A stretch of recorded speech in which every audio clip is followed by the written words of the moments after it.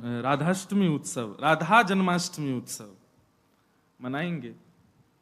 बंधुओं, शास्त्रों में बड़ी महिमा है किशोरी जी के। पद्म पुराण में तो इतनी सुंदर व्याख्या है किशोरी जी के जन्मोत्सव की। 1000 एकादशी मल्टीप्लाई इनटू 100 कर दो, जितना आएगा इतना फल मिलता है एक राधाष्टमी का व्रत करने से। अब कई लोगों के मन में भाव रहता है कि मेरे मन में भी ऐसा ही भाव रहता है कि भैया उत्सव है ठाकुर जी को जन्माष्टमी को, उत्सव है राधाष्टमी को, तो फिर काय को हम लोग भूखे प्यासे रहें, बढ़िया माल छाने।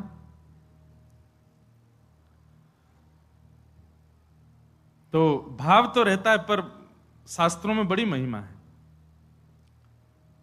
व्रत करने का नियम मूलतः इस भाव से होता है कि भाई जब हम अन्न का सेवन नहीं करते हैं तो अन्न सेवन ना करने से आलस्य जाता है। अन्न सेवन ना करने से मस्तिष्क में, मन में नकारात्मक ऊर्जाएं नष्ट हो जाती हैं। फलाहार रहते हैं तो निश्चित ही है ऊर्जावंत होते हैं, तो ऊर्जावंत होंगे तो और बढ़िया उत्सव मनाएंगे। लेकिन बिल्कुल ही आहार ग्रहण नहीं करोगे तब तो फिर मतलब व्रत इसलिए करना है कि उत्सव में आपसे आपकी ऊर्जा पूरी लगे, आलस्य ना आवे, नकारात्मक भाव ना आवे, मन में कोई दुर्भाव ना आवे, इसलिए अन्न का त्याग किया जाता है। बाकी तो उत्सव में तो खूब पाओ धुआंधार, लेकिन व्रत करने से आपके उत्सव में बेहोशी आ रही है महाराज और बिना भोजन किए कुछ तो फिर उत्सव को भंग करने वाली बात हो जाएगी। उत्सव को भंग नहीं, उत्सव को सुंदर बनाने के लिए व्रत करना है। तो राधाष्टमी उत्सव पर इस बार व्रत निश्चित करो, हर बार ही करो। वैसे तो शास्त्रों में दशावतारों में 4 अवतारों के व्रत करने की आज्ञा दी है, रामनवमी और नृसिंह चतुर्दशी, कृष्ण जन्माष्टमी और वामन द्वादशी। लेकिन जब हम रामकृष्ण उपासक हैं तो हमारे भाव में रामकृष्ण दो एक हैं, ये दोनों भी एक हैं और फिर इनकी आह्लादनी शक्तियां भी एक हैं। राधा कृष्ण स्वरूपाम वै कृष्ण राधा स्वरूपिणौ कलात्मानम निकुंजस्थम गुरु रूपम सदा भजे। तो जब किशोरी जी ब्रजमंडल में ठीक ठाकुर जी का ही स्वरूप हैं तो फिर उनके लिए भी ये व्रत की क्रिया करनी है। पद्म पुराण में ब्रह्मा जी ने इसका बहुत सुंदर वर्णन किया है कि भैया व्रत निश्चित करना चाहिए, इतना फल मिलता है, इतना फल मिलता है। लेकिन जब भी फल कोई फल बताता है ना कि महाराज जी ये करने से ये फल मिलता है, ये करने से ये फल, मन में एक ही बात आती है, अगर ये करने से ये फल मिलता है, अगर हम इसके बदले फल की कामना ना करके ठाकुर जी की कामना करें तो हमको व्रत इसलिए करना है हमको श्री जी मिले, हमको व्रत इसलिए करना हमको ठाकुर जी मिले। अक्षय तृतीया के दिन लोग दुनिया भर का दान करते हैं, चावलों का दान कर रहे हैं, अन्न का दान कर रहे हैं, स्वर्ण दान कर रहे हैं, चांदी दान कर रहे हैं, जे दान कर रहे हैं, वो दान कर रहे हैं। हमारे मन में भाव आता है कि भैया वादना नाम को दान करो, जो राह में मिल जाए वही से कहो जय श्री कृष्ण, जो राह में मिल जाए वही से कहो राधे राधे, नाम दान करते चलो। बोले क्यों? बोले अक्षय तृतीया को कछु दान करो तो अक्षय है जाए, तो हम नाम दान करें, हम ठाकुर जी को भजन दान करें, अरे भक्ति दान करें, अपनी भक्ति अक्षय हो जाए, नाम अक्षय हो जाए, प्रेम अक्षय हो जाए, ऐसी अक्षय तृतीया मनाओ। तो कभी भी आपको किसी व्रत या किसी नियम के पीछे फल बताया जा रहा हो, सुन लिया करो, अच्छा इससे ये फल मिलता है, उस फल को गौड़ करके उस फल के स्थान पर किशोरी जी को विराजमान कर दो। हे किशोरी जी, हम राधाष्टमी को व्रत या मारे करेंगे कि हमको आपकी प्रेम लक्षणा भक्ति प्राप्त हो, आपको प्रेम प्राप्त हो, इसलिए हमको व्रत करना है। तो राधाष्टमी उत्सव इस बार भागवत कृपा निकुंज में गिरधर लाल जी का मनाया जाएगा। सुबह 9 बजे से क्रम रहेगा, 8 बजे द्वार खुल जाएंगे, आके बैठ जाना। 9 बजे फिर अभिषेक होगा, टीवी हम लगवा देंगे 2-4 ताकि लाल जी दिखें आप सबको, और फिर उसके बाद बधाई गायन उत्सव आदि चलेगा। 10-11 बजे तक का क्रम रहेगा, ज्यादा लंबा नहीं, छोटा ही क्रम रहेगा। और क्योंकि व्रत रहेगा तो केवल पंचामृत मिलेगा पीवे को, खावे को कछु ना देंगे हम। प्रसाद भी रहेगा, सब लोगों को थोड़ा थोड़ा प्रसाद बाहर ही मिल जाएगा। फिर उसके बाद राधा वल्लभ जी जाइयो, वहां पे ऊधम मचाइयो, बिहारी जी जाइए और सुनिए, राधाष्टमी को हमारे ब्रजमंडल के रसिक शिरोमणि स्वामी श्री हरिदास जी का जन्मोत्सव है। फिर तटीय स्थान जाना, तटीय स्थान जाकर के स्वामी जी महाराज को प्रणाम करके आना, वहां पर खूब निधिवन राज जाना, निधिवन में जाके स्वामी जी को प्रणाम करके आना। राधाष्टमी का उत्सव तो जन्माष्टमी से भी बड़ा होता हमारे ब्रजमंडल में। तो ऐसे राधाष्टमी का भाव। अब कई लोग पूछ रहे हैं कैसे क्रम होना चाहिए, तो देखो ठाकुर जी का जन्मोत्सव मनाया जाता रात्रि 12 बजे, पर किशोरी जी जो हैं ये उदिया भाव से प्रकट हुई, मतलब सूर्य उदय जैसे ही सूर्य की प्रथम किरण पड़ी है पृथ्वी पर, बस हल्के हल्के सूर्य उदय हुआ, तभी किशोरी जी का प्रादुर्भाव हुआ। तो एक प्रकार से नहीं सुन लो, ताली बाद में बजा ले। सुबह 4:30 बजे, 4-4:30 बजे आप सबको, अगर घर में किशोरी जी विराज रही हैं स्वच्छंद भाव से, तो किशोरी जी को अभिषेक करना। वैसे हम तो दोनों उनको ही कर दें, जन्माष्टमी पे भी युगल सरकार घर के ठाकुर जी जो हैं युगल राधा कृष्ण उनको करें, और राधाष्टमी पर भी दोनों उनको ही करें। अगर घर में केवल लड्डू गोपाल विराज रहे, केवल ठाकुर जी मुरली मनोहर लाल जी विराज रहे, त्रिभंगलली ठाकुर जी, तो भी उनको अभिषेक करो, उन्हीं को ही श्री जी स्वरूपा मान करके उनको अभिषेक करो।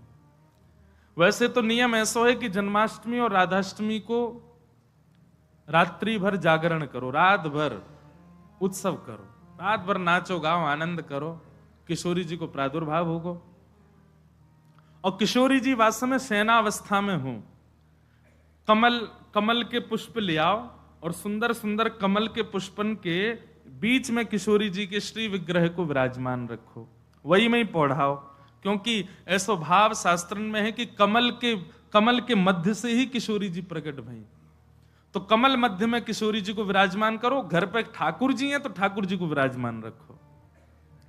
और प्रातः काल 4 बजे है तो महाराज शंखनाद करो, बधाई गायन करो, सुंदर घंटे घड़ियाल नगाड़े आदि बजाओ, वाक्य बाद में दीप प्रज्वलन करके किशोरी जी को प्रादुर्भाव करो।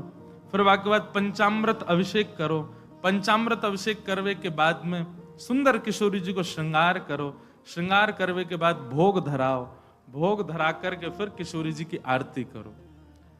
आरती करने के पश्चात फिर खूब नाचो, इतने नाचो इतने हम तो अभी जयपुर में एक बात कह के आए, उत्सव तब तक मत मानो कि नाचते नाचते उत्सव करते करते डॉक्टर के पास नहीं जाना पड़ जाए। अगर आपको दवाई नहीं लेनी पड़ी तो समझो उत्सव मनाया ही नहीं आपने।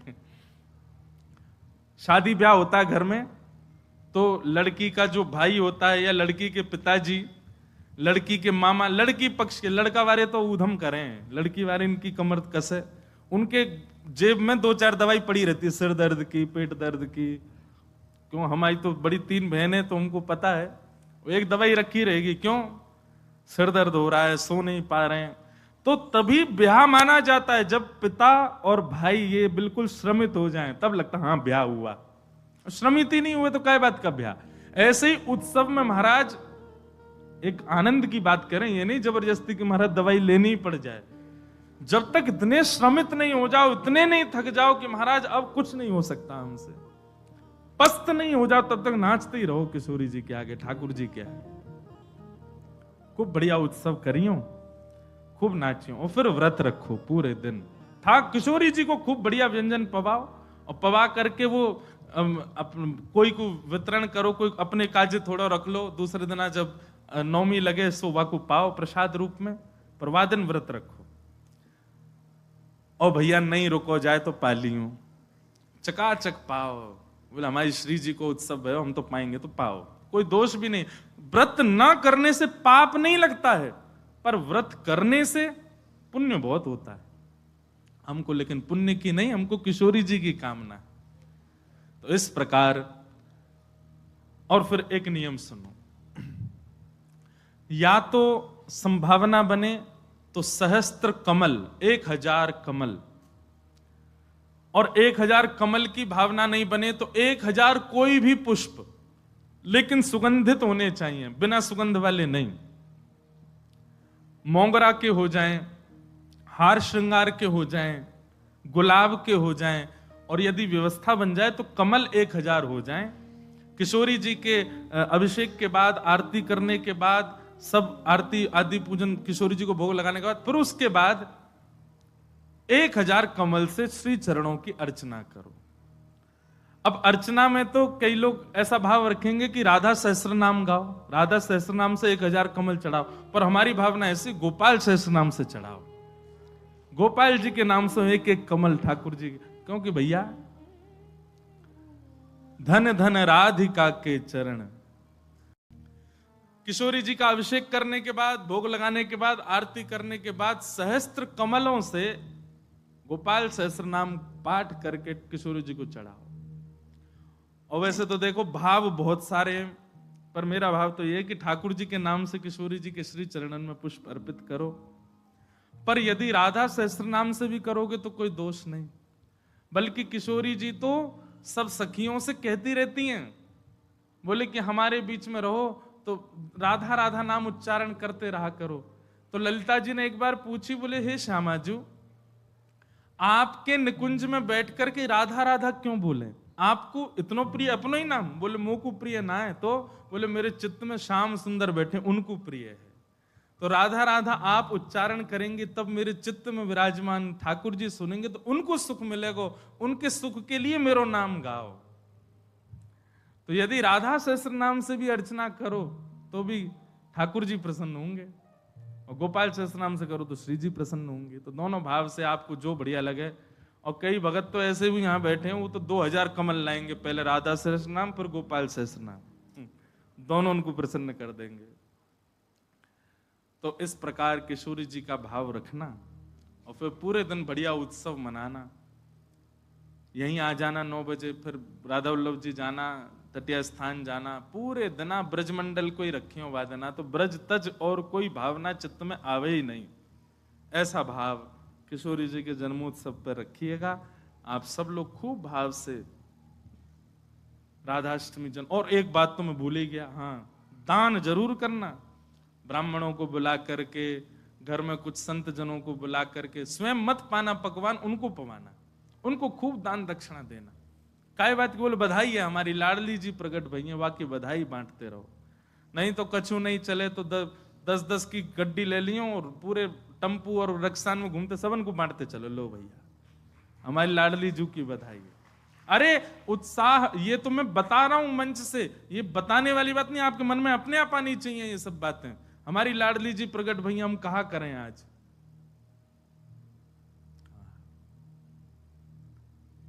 सब मत हैं हमारे शास्त्रों में कि भैया ठाकुर जी से 1 वर्ष बड़ी हैं लाडली जी। कई भाव ऐसे बताए जाएं कि 1 साल बड़ी हैं, और कई भाव ऐसे बताए जाएं 15 दिन छोटी हैं। पर अधिकतर ब्रजवासी 15 दिन छोटी वारो भाव ही माने। लाडली जी नेक छोटी हैं लाडली ठाकुर जी से, क्योंकि हमने जब राधा रसामृत कथा करी नागपुर में, 2 बार कर चुके, वह कथा को तो सुख ही अलग है। कभी कभी मैं भी सुनता हूं, इतना आनंद मिलता है, सुख मिलता है किशोरी जी के चरित्र में।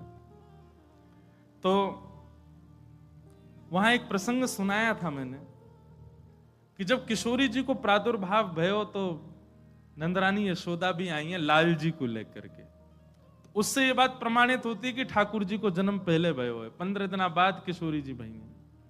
पर कई लोग अपनी कई भावनाओं को सिद्ध करने के लिए जबरदस्ती फिर इसी बात पे अड़े रहते, नहीं 1 साल बड़ी हैं लाडली जी, 1 साल बड़ी हैं किशोरी जी। कईयों को ब्याह करने होते हैं ना बड़ी से, तो कह देते राधा रानी भी तो बड़ी थी। देखो आप अपने निज कार्य में कुछ भी करो, पर जबरदस्ती लाडली जी ठाकुर जी को मत लाए कर।